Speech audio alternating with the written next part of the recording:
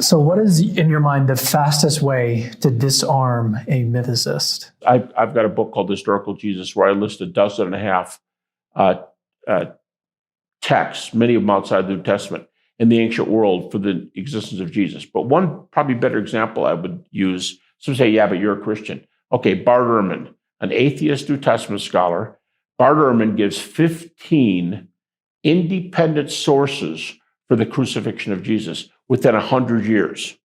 Now, 100 years is actually kind of strict, but it's a nice, narrow parameter for saying Jesus lived. 100, and here's an atheist, 100 years time, 15 different sources evidencing Jesus' death. If he died, he had to have lived. So Bart Ehrman calls that one of the two best evidences we have for that Jesus lived in history. The other one is that Paul is the best New Testament reference we have. Critics talk about half of Paul's epistles, 7 out of 13, being accredited, and you can use them in arguing because they're great sources. Well, the best thing Paul gives us is that he was an eyewitness to the eyewitnesses. Paul in Galatians 1 and again in Galatians 2, he went to Jerusalem and got to know Peter, James, the brother of Jesus, then in Galatians 2, John. They're all together, and the topic they're discussing, as Paul tells us, is the nature of the gospel, to make sure they're all on the same page. And Paul concludes, yes, they're all on the same page. But here, that's two great sets of data for the existence of Jesus. 15 independent sources for the crucifixion of Jesus, and Paul knowing himself, of course, Peter, James, and John, the big four. He knows all of them, and he can ask them whatever questions he wants to about what Jesus looked like when he was walking and talking in Galilee. So it would be like asking George Washington or asking Thomas Jefferson, what was George like?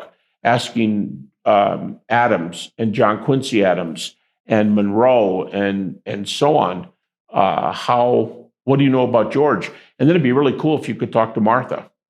And that's neat because we have the women's testimony for going to the tomb and so on. So you make a multifaceted case for George Washington being the first president of the United States. We can do the same thing with Jesus actually having existed. And as Bart Ehrman says, he knows of nobody, no accredited specialist in the field of religion, no matter how liberal or how atheist or whatever, none of them who will have university, college, or seminary positions, none of them teach that Jesus never lived. The guys who teach it and claim to be scholars are people who don't have accredited degrees. He said with two exceptions, is Bart's count. The rest do not have accredited degrees, and none of them have university positions. Why are they making such a big splash, do you think? Probably because they infiltrate almost every website there is and have a bunch of, they have a loud presence.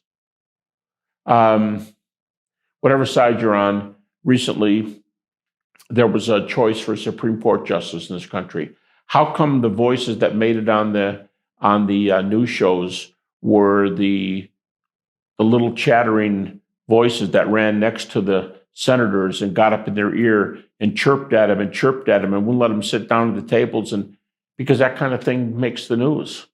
And people said, whoa. And when they say, oh, no, and they pretend like they're scholars, but they don't have any training, they haven't been in the field, and all the other scholars, atheists even, like Bart Ehrman, say they're wrong. So to me, that's the real test. It's not just Christians saying they're wrong. It's non-Christian scholars saying they don't have a chance.